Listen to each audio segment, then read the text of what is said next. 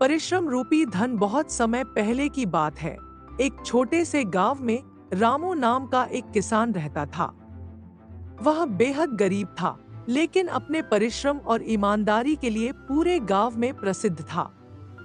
रामू के पास केवल एक छोटा सा खेत था, जिसमें वह अपने परिवार का पालन पोषण करने के लिए कठिन परिश्रम करता था। एक दिन रामू के गांव में एक साधु महाराज आए। साधु ने गांववासियों से कहा, जो भी सच्चे मन से मेहनत करेगा उसे परिश्रम का फल जरूर मिलेगा। रामू ने साधु महाराज की बात को गंभीरता से लिया और सोचा कि वह और भी अधिक मेहनत करेगा। रामू ने अपना पूरा समय खेत में काम करने में लगा दिया। वह सुबह से लेकर देर रात तक अपने खेत में मेहनत करता रहा। दिन रात की मेहनत के बाद उसकी फसल धीरे धीरे बढ़ने लगी और एक दिन उसका खेत हरी भरी फसलों से लहलहा उठा। कुछ समय बाद रामू की फसल इतनी अच्छी हो गई कि उसे बेचने पर बहुत सारा धन मिल गया।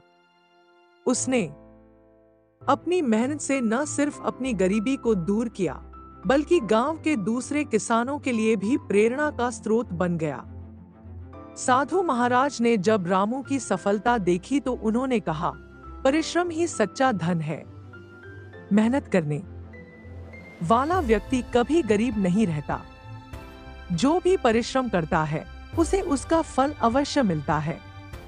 रामू की कड़ी मेहनत और सफलता ने उसे गांव में एक सम्मानित व्यक्ति बना दिया।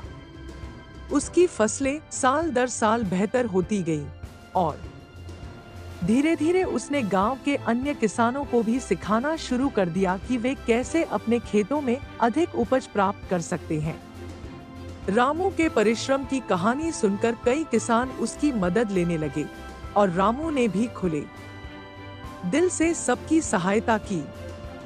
रामू ने न केवल अपनी मेहनत से अपनी स्थिति सुधारी, बल्कि गांव के अन्य किसानों की मदद करके गांव की समृद्धि में भी योगदान दिया। वह अपने खेतों में नए नए प्रयोग करता और सभी किसानों को एकजुट होकर काम करने के लिए प्रेरित करता। रामू के नेतृत्व में गांव के किसानों ने एक सहकारी समिति का गठन किया, जिससे सभी को लाभ होने लगा।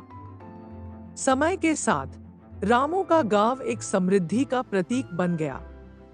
साधु महाराज, जो कुछ साल बाद फिर से उस गांव में आए, रामू और गांववासियों की सफलता देखकर बहुत खुश हुए। उन्होंने रामू को आशीर्वाद देते हुए कहा, तुमने सिद्ध कर दिया है कि परिश्रम से न केवल खुद का बल्कि पूरे समाज का भला किया जा सकता है।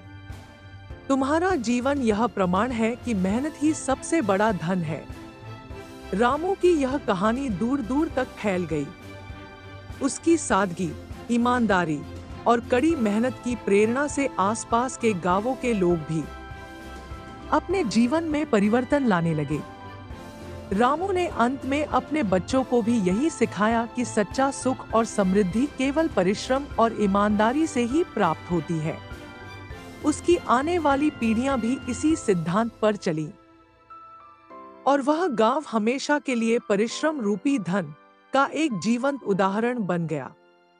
इस कहानी से हमें यह सीखने को मिलता है कि परिश्रम का कोई विकल्प नहीं होता। मेहनत से ही सफलता और समृद्धि प्राप्त होती है। कठिन परिश्रम, ईमानदारी और समाज के प्रति समर्पण से व्यक्ति न केवल अपनी बल्कि पूरे समाज की उन्नति कर सकता है। दोस्तों, आपको ये कहानी कैसी लगी कमेंट में हमें जरूर बताएं। मुझे आशा है कि आपको इस कहानी से बहुत सीख मिली होगी। तो चलिए मिलते हैं अगले वीडियो में, तब तक के लिए जय हिंद।